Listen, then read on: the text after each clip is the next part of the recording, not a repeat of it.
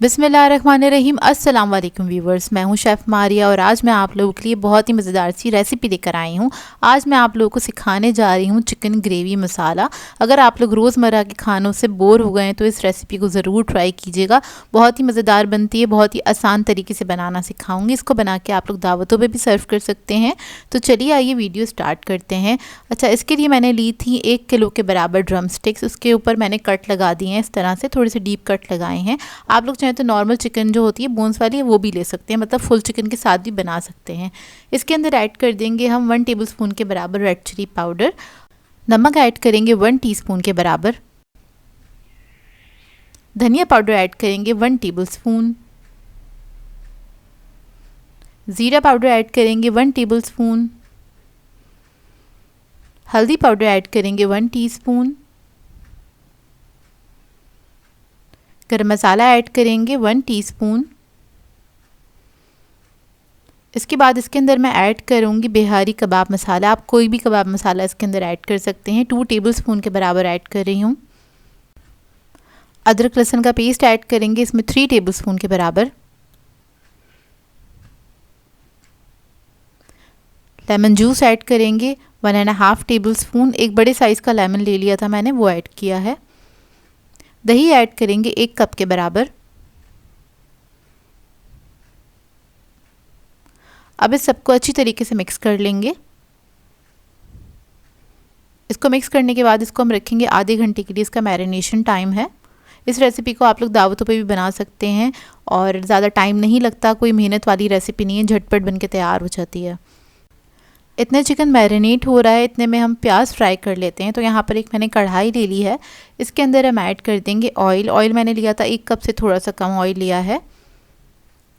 अब इसके अंदर हम प्याज ऐड करेंगे। तो 3 मीडियम साइज़ की प्याज ली थी, इसको मैंने स्लाइसेस में कट कर लिया था, वो ऐड कर देंगे। इसको आपने गोल्डन ब्राउन होने तक फ्राई करना है।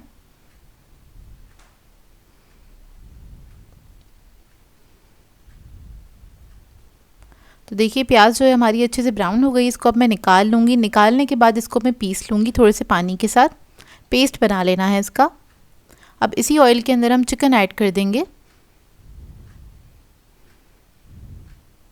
चिकन का सारा मसाला आपने इसी के अंदर ऐड कर देना है और इसको हल्का सा मिक्स करेंगे।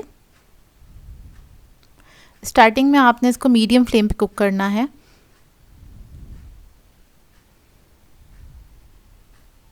तो देखिए इसको तकरीबन 2 से 3 मिनट हो गए हैं पकते हुए और अभी तक इसको मैंने कवर नहीं करा है। तो आपने इसको इसी तरीके से पकाना है तकरीबन 4 से 5 मिनट तक, ताकि जितना पानी इसमें से रिलीज़ होना हो जाए। उसके बाद हम देखकर इसमें पानी ऐड करेंगे, क्योंकि चिकन को वैसे ही हमने मैरिनेट किया तो बहुत ज़्यादा टाइम नहीं लगेगा इसको गलने में।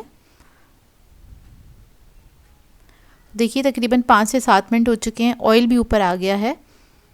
और अब इसके अंदर हम ऐड करेंगे प्याज। तो प्याज के अंदर मैंने आधा कप पानी ऐड किया था और उसको पीस लिया था। अच्छी तरीके से आपने पीस लेना है प्याज को। अब प्याज को मिक्स कर लेंगे अच्छे से और इसके अंदर मैंने आधा कप पानी और ऐड किया। तो टोटल मैंने 1 कप के बराबर पानी ऐड किया है इसके अंदर। तो बस प्याज को अच्छे से मिक्स करेंगे और उसके बाद इसको मैं कवर करके पकने के लिए छोड़ दूँगी जब तक हमारा चिकन नहीं गल जाता। तकरीबन 20 मिनट लगेंगे इसे गलने में, ज़्यादा टाइम नहीं लगेगा।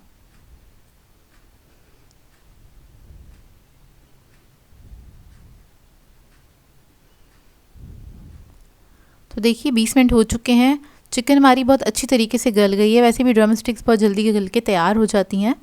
और ग्रेवी देखिए कितनी थिक है। ग्रेवी आप लोग अपनी मर्ज़ी के मुताबिक रख सकते हैं। अगर आपको थोड़ी थिक रखनी है तो थोड़ा इसको और पका लीजिएगा तेज़ आंच पे, तो थिक हो जाएगी। पतला करना चाहते हैं, शोरबा टाइप बनाना चाहते हैं तो वो भी बना सकते हैं। आखिर में इसके ऊपर हम थोड़ी सी अदरक ऐड करेंगे और थोड़ी सी हरी मिर्चें ऐड कर देंगे और थोड़ी सी प्याज ऐड करूँगी। इसको मैंने इस तरह से लच्छों में कट कर लिया था, यानी कि रिंग्स में कट कर लिया था।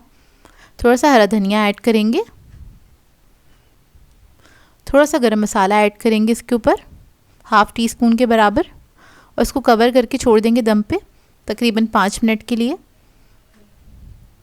बिल्कुल दम वाली आंच पे रखना है आपने इसको और 5 मिनट के बाद आप इसकी फ्लेम ऑफ कर सकते हैं और ये बहुत ही मज़ेदार सा चिकन ग्रेवी मसाला रेडी हो जाएगा। लेकिन अभी ये रेडी नहीं हुआ है, इस पर हम लगाएंगे स्मोक, इससे इसका फ्लेवर और इन्हांस हो जाएगा।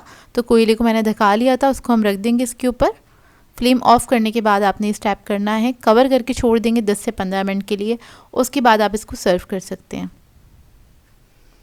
कोयले को रिमूव कर देंगे तो ये बहुत ही मज़ेदार सा चिकन का सालन बनके तैयार होता है और इसको आप बना के दावतों पे सर्व कर सकते हैं क्योंकि इसका बहुत अच्छा जायका निकल के आता है। आप लोग ज़रूर बनाइएगा, बहुत पसंद आएगा आप लोगों को और इसको जल्दी से ट्राई कीजिएगा, अपना फीडबैक ज़रूर दीजिएगा।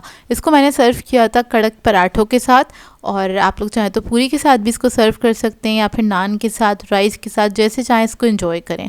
आई होप आपको ये रेसिपी अच्छी लगी हो।